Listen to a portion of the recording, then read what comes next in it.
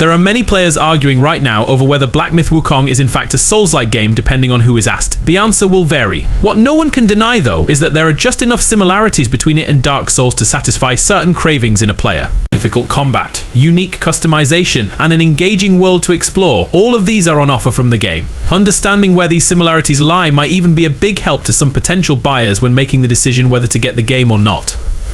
There is more to Black Myth Wukong than just what is listed above though. Even the smaller details of the world it inhabits can be seen as taking inspiration from Dark Souls. There is nothing wrong with that. If anything, it probably enhances the experience for some players.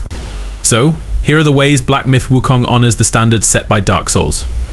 Exploration in Black Myth Wukong is necessary to unlock some of the better treasures in the game. Straying from the beaten path not only ensures that the Destined One will grow stronger, but is actually necessary to unlock the true ending of the game. In a lot of ways it is symbolic of Sun Wukong's tendency to deviate from what others expect of him and do his own thing. Exploring also helps to unlock hidden bosses, which in turn can grant great rewards. This follows the trend of other Souls-like games. Exploration is a major component of the game, and often there is no guide showing players the way forward.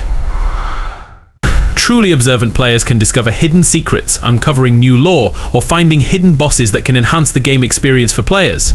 Going off the road most traveled is advisable in both games. Dark Souls invented the concept of the bonfire rest location. These safe areas allowed players to not only restore their health and resources, but was a brief reprieve from the chaotic nature of the combat. Players could also fast travel across the map using their unlocked bonfires, making exploration that much easier. However, there is a caveat to the bonfires. By using them to restore health and other resources, all the enemies the player has vanquished are resurrected. Black Myth Wukong presents a similar situation. Much like a Souls-like game, the Destined One can locate shrines hidden around the world to act as fast travel points and safe zones to break from the near constant harassment from other creatures. However, it came at the cost of bringing back all the defeated foes from before. In truth, Black Myth Wukong's mechanic is more akin to a boss rush, but it still makes things that much more difficult for a small army to be resurrected between point A and point B. Like any Souls-like game, the main character can be customized to have various builds. These builds can be based upon playstyle preference or simply be adaptive changes made by the player when confronting a particularly challenging boss. Some builds focus heavily on the Destined One's martial prowess, as much as some exploit his ability to shapeshift or utilize magic in combat.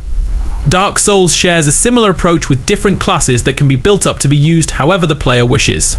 They can opt for builds that rely on speed to damage an enemy 100 times before they even have a chance to strike back, or build slow, but highly damaging warriors just as easily as they could make a magic user capable of conjuring gales of flame. The diversity of the build is what ultimately makes these games so fun. In any game, being smart with one's resources is always a good idea. However, given the difficulty of both Black Myth Wukong and the Dark Souls series, the need to carefully manage resources becomes a science the player must learn. Imagine fighting one's way all the way to a major boss, knowing that if they failed here they'd have to start from scratch. Then they lose because they were low on stamina, health potions, or any other item that might have given them the edge they need. Both games present challenging bosses, often with shifting mechanics the further into the battle one gets. With this in mind, being fully stocked on resources is vital to not only ensure survival but to have a chance to do enough damage to end the fight. In this way, Black Myth Wukong definitely adheres to the Dark Souls idea of limited resources being the difference between life and death. If the story of Dark Souls wasn't as grim as the name implied, then it wouldn't be doing its job right. The very first game in the series propels them into an unread state where the whole point of traveling through the land of the undead was to discover who they were beforehand. It seems like a meager prize for them to have to endure so much, especially when confronted by the powerful beings inside the kingdom of Lordran. Likewise, Black Myth Wukong takes on a bleak outlook. In a world where the gods of the Celestial Court are not benevolent, but rather greedy and arrogant, it makes the Destined One's quest seem all that important. Yet, in the background is the reminder that Sun Wukong fell before the Celestial Court's might, so even bringing him back might not really be a solution. This becomes especially true if players achieve the bad ending. As dark as the stories are, some moments of levity can make the grim reality more bearable. For example, in Dark Souls, players can carry around items known as dung pies. That's right, the main character, who is often on an important quest tied to the fate of humanity, can spend the entire game carrying poop in their packs. What's even funnier is that they can be weaponized and transformed into projectiles that can inflict toxic on an enemy. Then there are the interactions with NPCs that could provide moments of humor. Black Myth Wukong shares similar moments, but in the final boss battle there is one that is arguably a cool game mechanic, but also a hilarious joke. During the final battle against the shell of Sun Wukong, if the player is pushed far enough, they will have to heal. This causes Sun Wukong to freeze the player, steal their gourd, and drink from it himself, literally stealing the health from a player's very hands. It is a twisted but ingeniously funny game mechanic. Another thing both games share is their preference for not being too heavy-handed with their storytelling. The games rely on lore documents or ambiguous cutscenes to reveal the truth of the world around them. It allows the players to figure out the story for themselves with a show, don't tell mindset. In some ways, this encourages the players to explore the world and learn as much as they can to make a more informed decision towards the end. This lack of information ironically spurs the characters forward in their quest, pushing them to become more learned and wiser to better confront the realities of their world. It also shows a level of faith in the players from the developers. They trust that their fandom is clever enough to figure it out for themselves. This isn't for everyone, but for those gamers who love a good mystery to unravel, these are their games.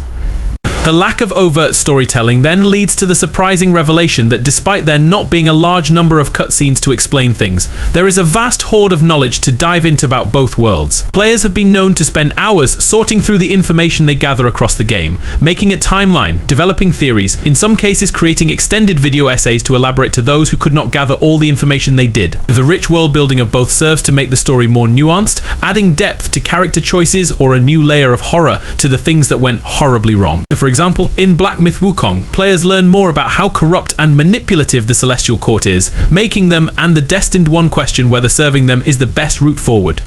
The two games also possess more than one ending. In the case of the original Dark Souls, players can choose to either continue the Age of Fire or let a new Age of Darkness begin.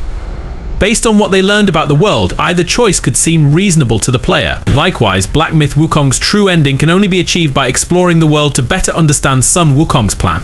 By having multiple endings, it shows that there is more to the story dependent upon the player's aptitude for learning about the world. Choosing the direct path is the simplest route, but arguably the worst, since without all the challenges that come from trying to become wiser, the player will ultimately make the wrong decision. By confronting the game's hidden boss though, players can discover Sun Wukong's true plan and unlock the good ending. The most obvious mechanic they share in common is the use of highly difficult boss fights. Every player has that one boss who absolutely trounced them time and again. As frustrating as this is, the vindication that comes from finally besting them, even if it was just pure luck, is undeniable, and one of the biggest allures of a Souls-like game, the feeling of genuine accomplishment that comes from triumphing over something designed to be difficult. Dark Souls is infamous for its many challenging boss fights, and while Black Myth Wukong isn't quite on the same level yet, its bosses are no joke either. Each has unique designs and abilities that make them uniquely challenging. The secret boss fight needed to unlock the true ending is actually considered tougher than the final boss. Yet the thrill of meeting these godlike beings head-on is what makes the Souls-like games what they are.